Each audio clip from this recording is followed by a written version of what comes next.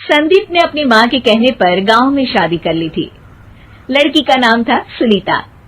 माँ का कहना था एकदम मॉडर्न बहू नहीं होनी चाहिए, लेकिन उन्हें नहीं पता था कि गांव से आने वाली बहू सुंदर सुशील तो होगी और उसको गांव से बाहर भी निकाल लाएंगे, लेकिन उसके अंदर का गांव कैसे बाहर निकलेगा।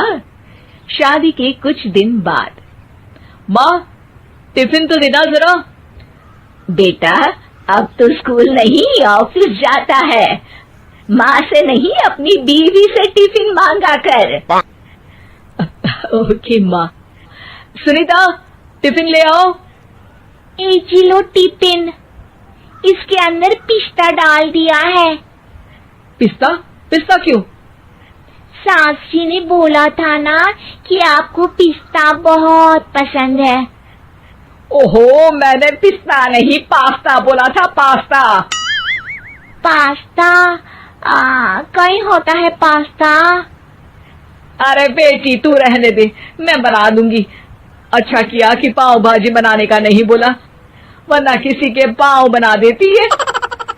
सुनीता को बुरा लगता है, लेकिन उसकी नादान हरकतें कम नहीं होती। ऐसे ही एक दिन, अरे तुमने ये क्या लगाया है? अरे आप वो फूस फूस करके लगाते हैं ना, वही। डियो? का दियो? किसको दियो?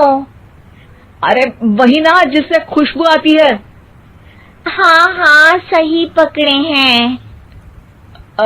अच्छा लेकर तो आना। कौन सा डियो लगाया तुमने? अभी लेकर आते हैं जी। संदीप की बात मानकर सुनीता अंदर से खुशबू वाला फुसफुस लेकर आती है। ओएमजी! ओएमजी मतलब ओ माय गणेश ना। अरे ओएमजी छोड़ो, और ये खुशबू वाला फुसफुस की बात कर रही थी तुम? हाँ इसी की, फिर से सही पकड़े हैं। अरे देवी, लेकिन आप सही नहीं पकड़े हैं, ये डियो नहीं है। डियो नहीं है तो क्या लियो है? अरे ये रूम फ्रेशनर है, जिसको कमरे में छिड़कते हैं, खुद पर नहीं। कोई बात नहीं, माँ कहती थी आत्मा किराएदार है, शरीर एक किराए का कर्म। हम शरीर पे ये डाल लिए तो क्या फर्क पड़ जाएगा। अरे बहू, ओ बहू, मेरे लिए फल तो लिया, फिर मैं बाजार जाऊंगी। सुनीता अपनी सास के लिए फल लेकर आती है। अरे बेटा, पपीता, तरबूज और सेब फल ऐसे कैसे खा लूं, काट कर तो लिया।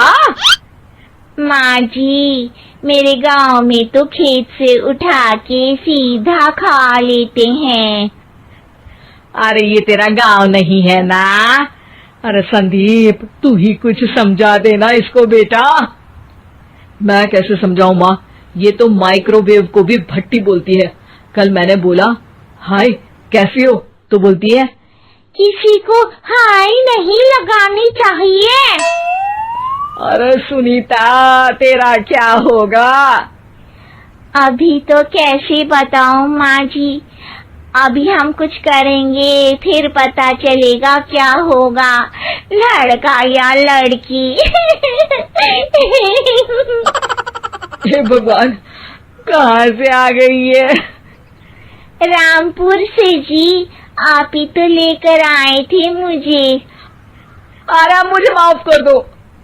पहले कोई गलती तो करिए जी, आपकी तो सारी गलती माफ कर देंगे हम। हाँ अरे बहू, मेरी बात सुन।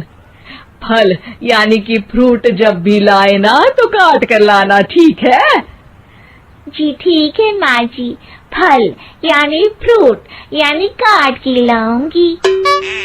सुनीता रोज ही कोई ऐसी हरकत कर देती जिसकी वजह से उसे घर में दो बातें सुननी पड़ती।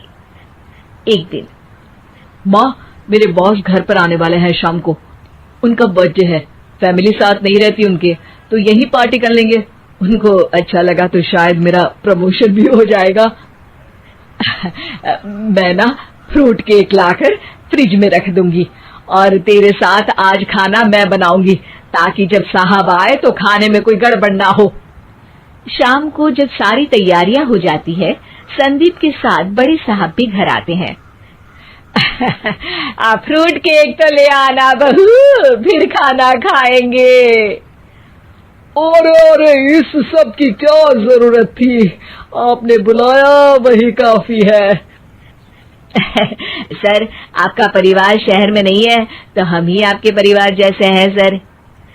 इतने में ही सुनीता फ्रूट केक लेकर आती है और बड़े साहब की टेबल पर रख देती है, और जैसे ही केक के ऊपर का बॉक्स हटाती है, ओह, ये क्या है? केक तो कटा हुआ है, मैं तो ऐसा नहीं लाई थी। आप मुझे शाबाशी दे सकती है माँ जी, मैंने ही केक काट दिया। आपने कहा था ना, फल यानी फ्रूट यानी हमेशा काट के लाना, तो फ्रूट केक भी तो फ्रूट ही है ना, तो मैंने पहले ही काट लिया।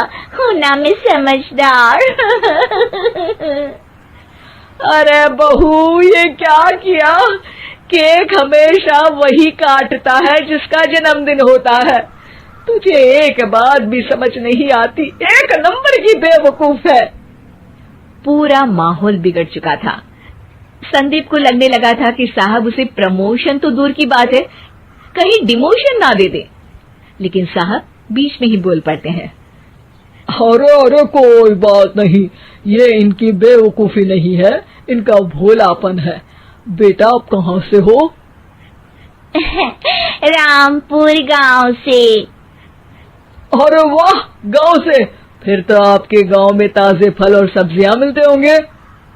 हाँ, सही पकड़े हैं, हम तो काटते भी नहीं, सीधा खा लेते हैं। मैं ना एक बार तुम्हारे गांव घूमने जरूर चलूंगा। क्यों संदीप, ले चलोगे ना? मुझे गांव घूमना बहुत पसंद है। बस फिर क्या था, संदीप और सास दोनों खुश हो गए, क्योंकि साहब को सुनीता ने गांव की बात करके खुश कर दिया था। अब संदीप का प्रमोशन पक्का था। शिक्षा, कभी भी किसी भी गलती पर घबराना नहीं चाहिए। हो सकता है कि उस गलती की वजह से आगे बड़ा फायदा हो जाए।